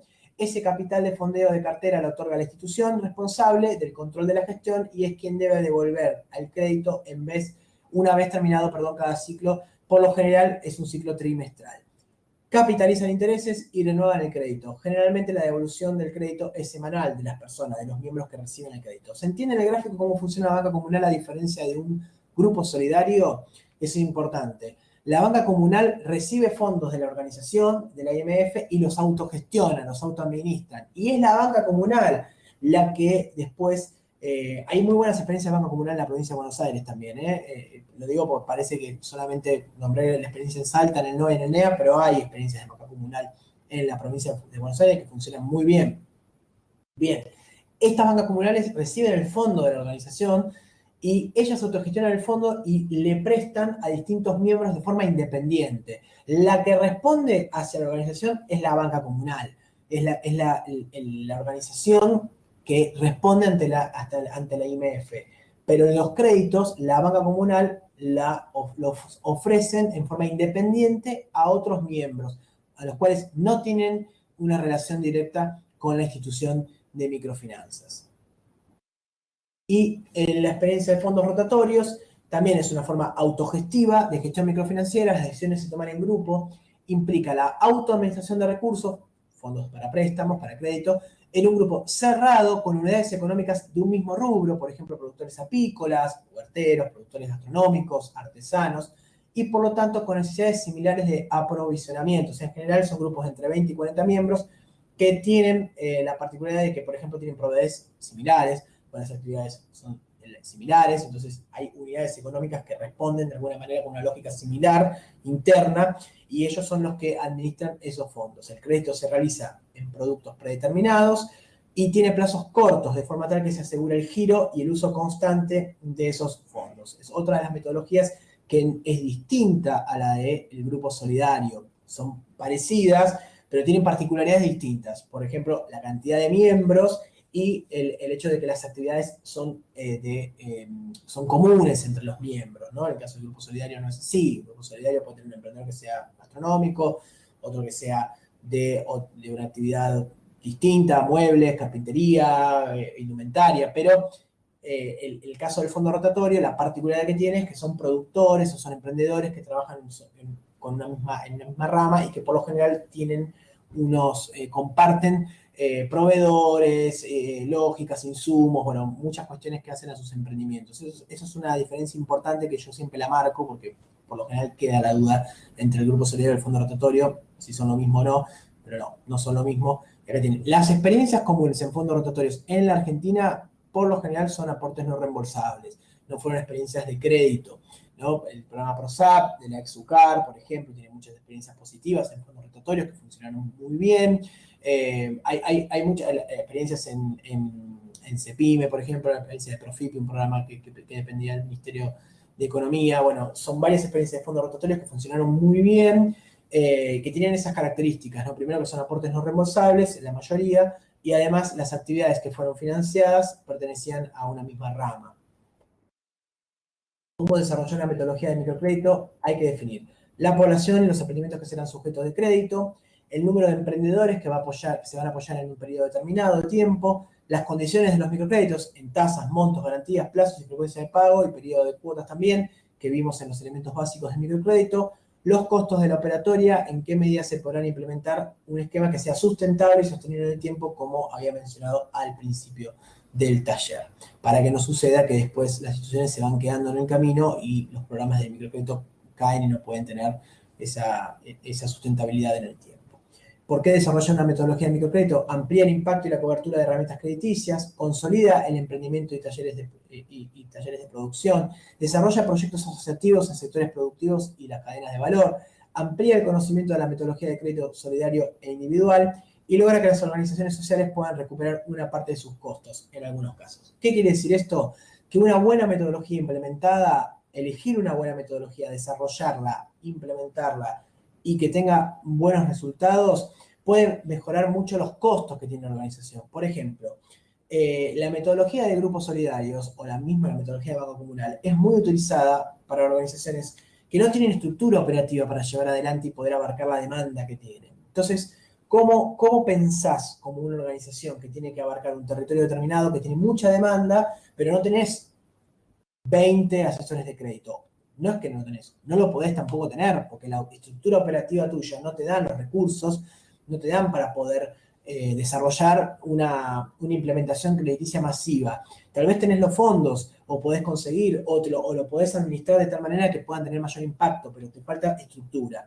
¿Cómo lo podés resolver con una buena metodología? Una metodología solidaria o una metodología de banca comunal te permite descentralizar recursos y de esa manera poder llegar y tener mayor alcance. Y bueno, también obviamente tenés más riesgos porque eso implica un control importante, trabajas con gente que no pertenece directamente a la organización, por supuesto, existen, pero la realidad es que en la mayoría de las experiencias que nosotros conocemos de metodologías solidarias, con trabajos grupales y colectivos, los resultados fueron positivos, son positivos. Entonces, eso quiere decir que muchas organizaciones adoptan estas metodologías porque además pueden tener mayor impacto y mejores costos y reducir los costos, que es algo muy importante, porque ya habíamos hablado que en general todos los procedimientos que trabajan microcrédito son más costosos que los del sistema financiero tradicional. Un punto importante, ya entrando en el cierre del taller, la población objetivo, tenemos que hacernos las preguntas para implementar un programa de microcréditos. ¿Qué población objetivo nosotros queremos llegar? ¿A qué lugar nosotros queremos alcanzar? ¿Cuál es nuestro nicho de mercado potencial en el cual nosotros queremos intervenir y dirigir nuestra política crediticia? ¿Qué preguntas nos tenemos que hacer? ¿Asiste a comedores esos emprendedores? ¿Otros planes alimentarios? ¿Recibe donaciones o subsidios? ¿Participa en planes de asistencia gubernamental? ¿Recibe una jubilación o pensión? ¿Realiza changas esporádicas? ¿Comparte la ayuda mutua entre familiares y vecinos, medicamentos, ropa, comida, electricidad, agua potable, ¿no? Ese es todo el trabajo de observación del entorno que tanto que venimos hablando. ¿Intercambia su fuerza laboral sin registración? ¿Intercambia fuerza laboral en el mercado formal del empleo? O sea, el emprendimiento es un complemento además de un trabajo que tiene. Eso es muy común. Hay emprendedores que tienen un trabajo en relación de dependencia, pero que además hacen su emprendimiento. Bueno, ya es otra, ahí estamos ya diferenciando y esas cosas hay que identificarlas para poder llevar adelante el microcrédito como herramienta y tener buenos resultados. Produce y consume alimentos, prendas y otros elementos básicos. Produce y comercializa bienes y servicios por su cuenta. Bueno, son algunas de las preguntas que tenemos que hacernos para abordar nuestra población objetivo. ¿Qué estrategias tenemos para abordar esa población objetivo? Encontramos 3 estrategias, teóricamente hablando, para poder tener ese abordaje. Estrategias de sobrevivencia son aquellas de corto plazo, o sea, vinculadas estrechamente a las circunstancias temporales del momento, por lo general son llevadas adelante por los sectores de la denominada pobreza estructural. Acá estamos hablando de aquellos emprendimientos del sector base de la población, ¿no? Aquellas personas que están tratando de llegar permanentemente, ¿no? No suele ser el sujeto de crédito que tienen las microfinanzas, este sector, ¿no? Ya la subsistencia empiezan a aparecer algunos desarrollos incipientes de experiencias pasadas, ¿no? Memoria laboral de las personas, concepto de organización, actividades que le permiten producir y comercializar de manera precaria, pero que lo desarrollan, pero tal vez no poseen niveles de acumulación que permitan el desarrollo de estas actividades. Por lo general son llevadas adelante por sectores de la pobreza estructural o los denominados nuevos pobres, ¿no? Una categoría que yo particularmente no utilizo, pero bueno, se denominan así teóricamente. Bueno, esas son las estrategias de subsistencia de la población objetiva a la que nosotros podemos llegar a abordar. Ya después la estrategia de emprendimientos, que es la que en general las organizaciones de microcrédito implementan, son aquellas actividades productivas que se desarrollan con un cierto grado de dominio sobre los procesos básicos de la gestión. Esto permite un nivel de planificación, de generación de excedentes, algún grado de acumulación para invertir en el desarrollo y en el crecimiento del proyecto. Bueno, estas son distintas estrategias que suceden y que están dentro del territorio, que por lo general las organizaciones cuando van a desarrollar un programa de microcrédito tienen que tener en cuenta y detectarlas, ¿no? Identificarlas y ver de qué manera se abordan cada una de ellas en función de saber qué grado de impacto nosotros queremos tener con nuestra política de crédito, ¿no? Y de alguna manera también qué profundidad, ¿no? Si queremos llegar tal vez más profundo, bueno, tenemos que ver qué características vamos a tener, qué tipo de línea de crédito nosotros vamos a dar, si queremos llegar, por ejemplo, a abarcar estrategias de subsistencia, por ejemplo, si nos vamos a abocar directamente a los emprendedores, a aquellas personas que ya tienen un emprendimiento en funcionamiento, que ya tienen experiencia, que trabajan, bueno, son distintas estrategias, hay que tomar decisiones, ¿no? De alguna manera de esto se trata de presentarlas. teóricamente, y después ver en nuestra línea de crédito cuál va a ser abordada y de qué manera. Finalmente, el rol estratégico de los y las asesoras y promotores de crédito, lo hemos nombrado varias veces a los asesores y a los promotores de crédito, son estos trabajadores que llevan adelante el microcrédito en el territorio, que llevan el crédito a los barrios, que trabajan permanentemente con los y las emprendedoras a la hora de llevar adelante su emprendimiento. Identificación de la población objetivo, las unidades productivas, y es el responsable de llevar adelante el primer impacto, ¿no? El pick-up, ¿no? El contacto inicial que tienen entre el emprendedor y la institución, de la organización. Son los que brindan la información y la difusión del programa de crédito que vamos a llevar. Son los que formulan el pedido, evalúan y hacen la verificación de los datos principales que después van a tener en cuenta a la hora de analizar si el microcrédito se otorga o no. Son los que realizan el desembolso del crédito aprobado, los que explican el plan de pagos, los que llevan la documentación y los que están también obligados a comunicar en forma correcta cada una de las condiciones y cada uno de los elementos que hemos hablado con anterioridad. Y acá es un punto importante, el asesor y la asesora de crédito tiene que tener instancias donde la capacitación suceda, ¿no? O sea, esos momentos en los cuales la organización define una política crediticia y la tiene que ir a comunicar, y la tiene que comunicar de la mejor manera, primero de forma eficiente, o sea, no puede ser visitas que duren 2 horas, porque claramente no funciona y no va a poder llegar nunca a abarcar toda la potencialidad que tiene un asesor de crédito, que es entre 130 y 200 emprendedores cada asesor de crédito que puede manejar, que puede llevar adelante. Entonces, esas instancias de capacitación y de formación de los asesores, de sensibilización y que estén impregnados de la identidad propia que tiene la institución en la que trabajan, la organización en la que trabaja. No puede ser un trámite burocrático dar un microcrédito. No puede ir el asesor de crédito y querer encajar créditos por una cuestión de que hay que cumplir con lo que dice la nómina mensual. Entonces, bueno, tengo que colocar. No, eso no es un asesor de crédito bien entrenado, eso no es un asesor de crédito que vaya a funcionar. Entonces, detectar las instancias en las cuales se forma el asesor como recurso y se incorporan las ideas, las ideas de visión, de misión, la planificación estratégica que tiene la organización, cómo encarar la comunicación con el emprendedor, qué detalles hay que tener en cuenta, si van a tener una vestimenta particular para que el emprendedor lo distinga a la hora de llegar. Bueno, son todas cuestiones que hay que tener en cuenta, porque así funcionan las mejores experiencias, las buenas prácticas que hubo en microfinanzas. Se detienen en estas cuestiones, las discuten, no imponen. No es recomendable imponer una lógica y decir, bueno, acá el microcrédito se da de esta manera. No, hay que consensuar muchos de estos procesos, pero es nuestro principal aliado, el asesor. Un asesor bien entrenado y bien formado es el que mejor va a cuidar la cartera de crédito, el que mejor va a cuidar a los emprendedores, a los clientes, a los propietarios, o como le quieran decir. Es el que va a llevar adelante, en la columna vertebral del programa de microcrédito de la organización, es el asesor o la asesora de crédito.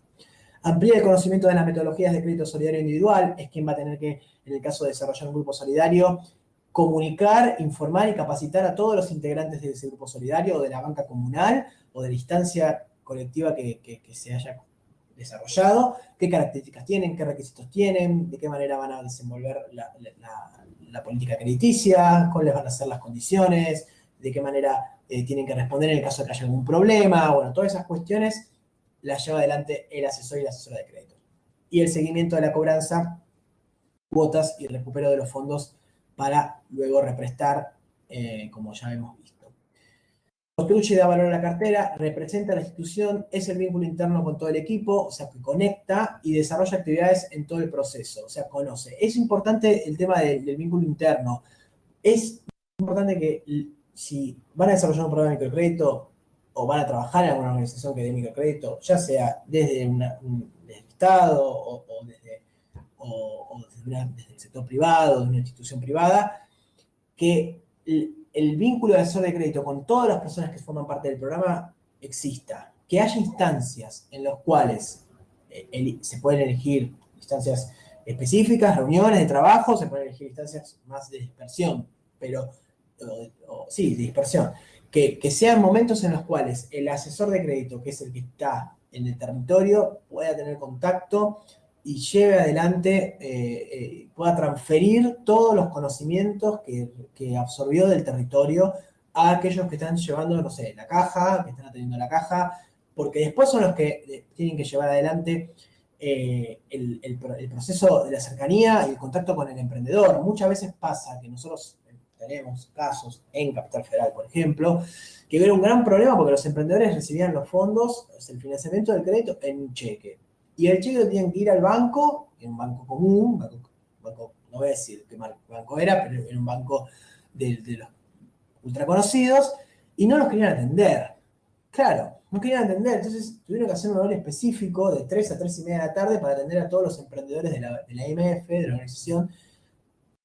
Entonces tuvieron que organizar. ¿Por qué pasa eso? Porque el tipo que está en la caja del banco comercial, claramente no está ni entrenado, ni sensibilizado, ni nada de lo que implica un microcrédito, de la historia de ese emprendedor que va con el cheque a la caja para tratar de sacar sus 35.000 pesos para poder ir a comprar la mercadería. Bueno, eso que pasa en un banco tradicional no puede pasar en las microfinanzas. Eso no puede suceder en el microcrédito. Entonces, para que no suceda eso, es importante que si la organización va a tener un asesor de crédito, pero después va a tener una persona que va a estar a cargo de atender las cajas o trabajar, no sé, en alguna de las instancias administrativas o soporte administrativo, tecnología, por ejemplo, van a desarrollar las tablets, el programita, el software para que vayan los asesores. Bueno, muy difícil va a ser que pueda servir y que pueda ser muy útil si no tiene un trabajo de comunicación y no puede absorber la demanda que existe y las características propias de la población en la que se está trabajando, ¿no? Entonces, esto me parece que es algo muy importante para aclarar. Muy rápidamente, porque sé que se hace muy largo, otros productos financieros a tener en cuenta, la mayoría no tenemos experiencias aquí en Argentina, de estos sí del primero, microseguros, seguros que son adaptados a las características de la población objetivos, los emprendedores, los microempresarios, tienen como propósito promover el acceso de la población de bajos ingresos a servicios que permitan gestionar sus riesgos. Se contratan de forma sencilla, la prima se paga en función de la capacidad de pago de la cobertura, los procedimientos en caso de siniestros tienen que ser sencillos, rápidos y efectivos, mejora la calidad de la cartera de las organizaciones, la calidad de la cartera de crédito. Punto importante, microseguros es un taller aparte, digamos.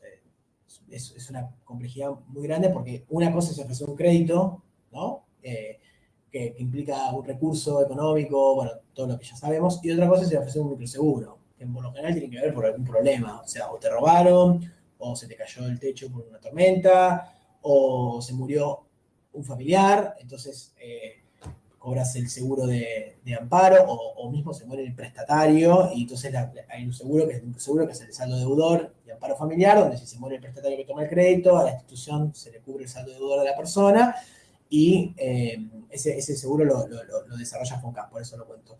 Y a la familia se le da un amparo familiar de un determinado monto para gastos de lo que sea, ¿no? Bueno, son situaciones...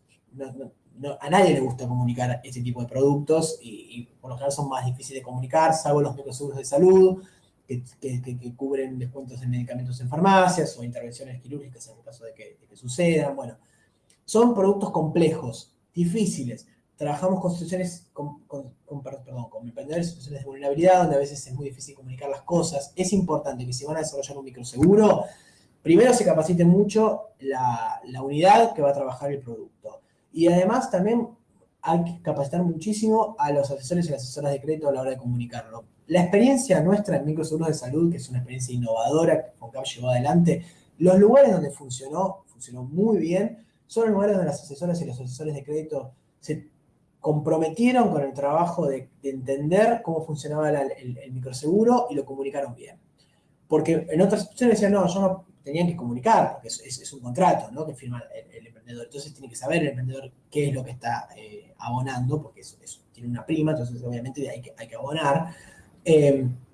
Algunas organizaciones lo cubrieron por sus propios costos, entonces no recaían en el emprendedor, pero la mayoría sí. Entonces hay que comunicarlo, si no el emprendedor dice que no.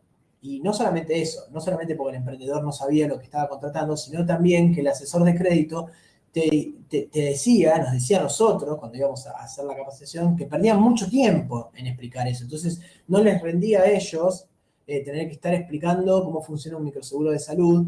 Bueno, ¿por qué? Porque la institución ahí falló, el programa falló en la manera en la cual se aborda el contenido del producto y cómo se iba a comercializar ese producto, cómo se iba a ofrecer. Entonces, es importante que si van a llevar adelante cualquiera de estos productos, estén bien explicados, tengan espacios donde se puedan debatir entre las personas de la organización cómo darlos, cómo ofrecerlos, de qué manera es la mejor, si las instancias son individuales, o se envía por redes, o se envía un comunicado, o se envía por mail. Bueno, hay muchas alternativas, pero es importante que las tengan en cuenta.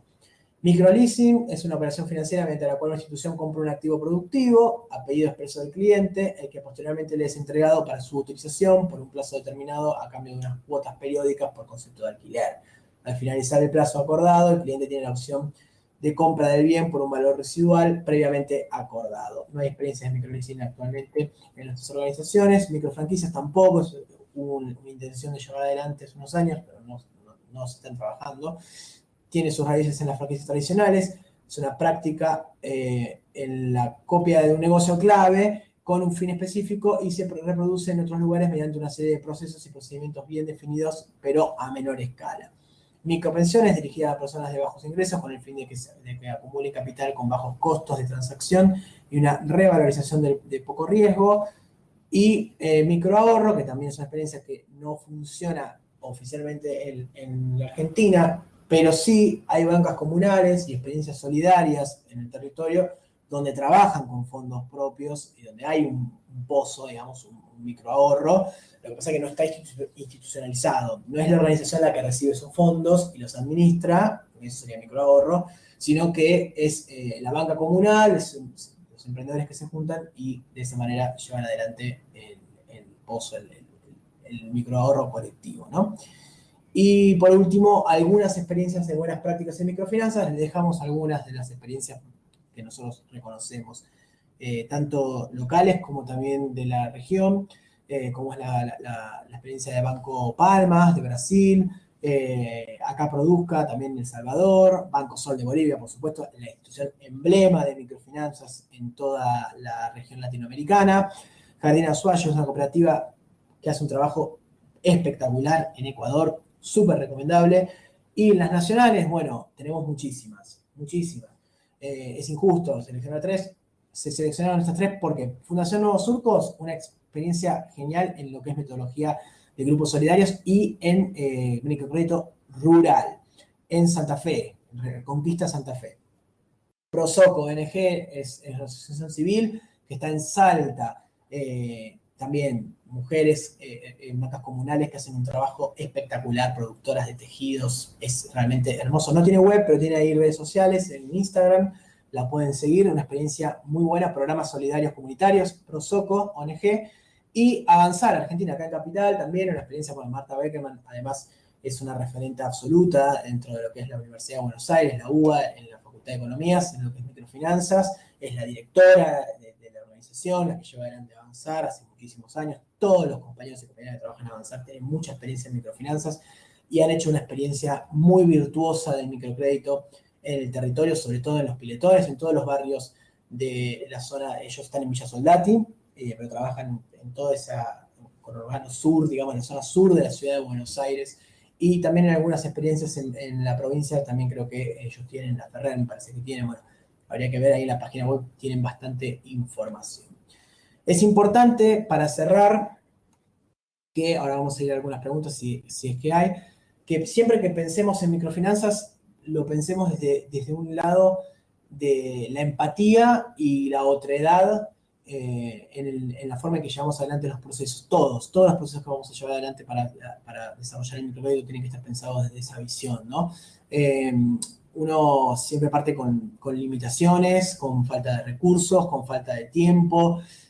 Bueno, hay que tratar de equilibrar, hay que lograr equilibrar nuestros propios objetivos, las capacidades reales que tenemos, ¿no? Y poder administrar la realidad, también ser realistas. A veces sucede que que nuestros planes son más ambiciosos de lo que nosotros podemos llevar adelante. Eso es algo que sucede mucho en las microfinanzas, lograr priorizar, acotar, ¿no?, los horizontes, poder tener claro dónde estamos y hacia dónde queremos ir, desarrollar una buena planificación de nuestro programa de microcrédito, entender que el proceso es continuo, que es muy complejo, que es muy dinámico, entender que no todo se puede planificar desde un escritorio, desde una oficina, que esto tiene una impronta muy territorial y el territorio siempre está en permanente movimiento, generando cambios, inconvenientes, hay urgencias, hay circunstancias extraordinarias, que hay que lograr sortear y que hay que lograr administrar. Todo el tiempo las microfinanzas es administrar esos problemas, esas cuestiones, esas coyunturas complejas.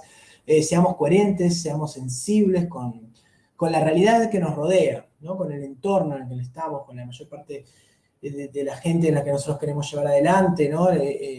Vive en situaciones de vulnerabilidad extrema, entonces hay que ser muy sensible a todas estas cuestiones y ser muy observadores y ser muy empáticos. Ya lo dije también, ¿no? Bueno, en general no hay lugar para la especulación en las microfinanzas, en la economía social, en la economía popular. Es la idea de, bueno, un beneficio por algo personal, o sea, que destierrenla de las microfinanzas, es poner el cuerpo todo el tiempo, estar mirando al otro, construyendo para el otro y desarrollando la tarea en función de eso. Bueno, los fondos vienen cada tanto, no vienen de forma continua, no hay una regularización, no es que está regularizado el sector, el mercado, entonces estamos permanentemente sorteando esos obstáculos, ¿no? Y bueno, el compromiso y el esfuerzo siempre tiene que ser colectivo y no individual. Eso también siempre es importante destacarlo. Así que bueno, es una tarea compleja, pero estamos totalmente convencidos desde FONCAP, desde el medio personal. Yo hace 10 años que trabajo en FONCAP y lo sé, que la organización está comprometida con eso, que estamos absolutamente convencidos de que esta es una tarea difícil, es una tarea compleja, pero que hay que multiplicarla. De eso se trata un poco esto, ¿no? Llevar adelante esta idea de una herramienta tan difícil como el microcrédito, pero que hay que desarrollarla, hay que llevarla adelante y hay que multiplicar las instituciones y las organizaciones y las personas y los recursos, tanto humanos como también recursos económicos, que lleven adelante el microcrédito en los territorios. Así que bueno, eso es un poco de lo que se trata este taller de introducción a las microfinanzas. Bueno, Fernando, no sé si hay consultas, creo que nos llevamos mucha información y también creo que todos nos sentimos identificados e identificadas con el trabajo en territorio y con el compromiso y lo que vos comentabas de la necesidad, lo que demanda trabajar en microfinanzas, porque bueno, acá tenemos a los referentes y referentas de los espacios que trabajan directamente con los trabajadores y trabajadoras de la economía popular. Así que creo que en eso nos llevamos todos mucha información y nos sentimos identificados.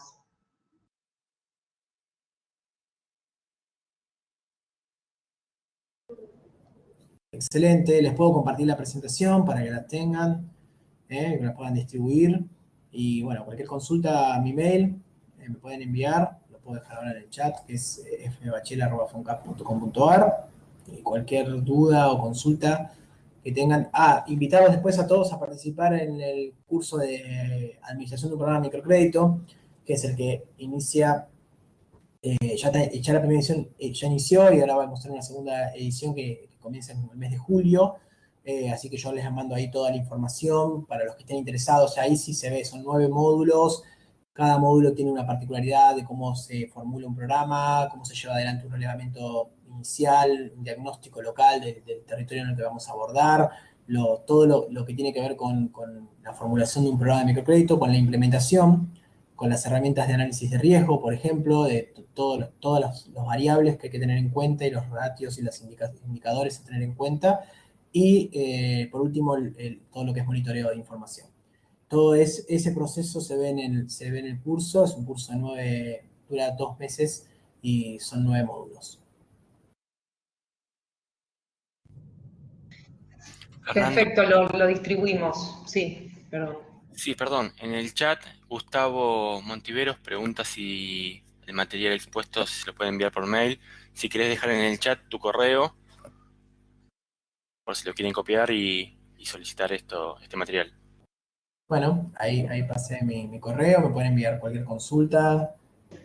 Si no, también le pueden decir a comentar a Luciana que tenemos... Se los reenviamos con todos los correos que nos dejaron y también, bueno, después también las personas que se lo pueden reenviar a quienes nos inscribieron, lo vamos manejando y también les reenviamos lo que nos envíes de esta actividad, de este taller.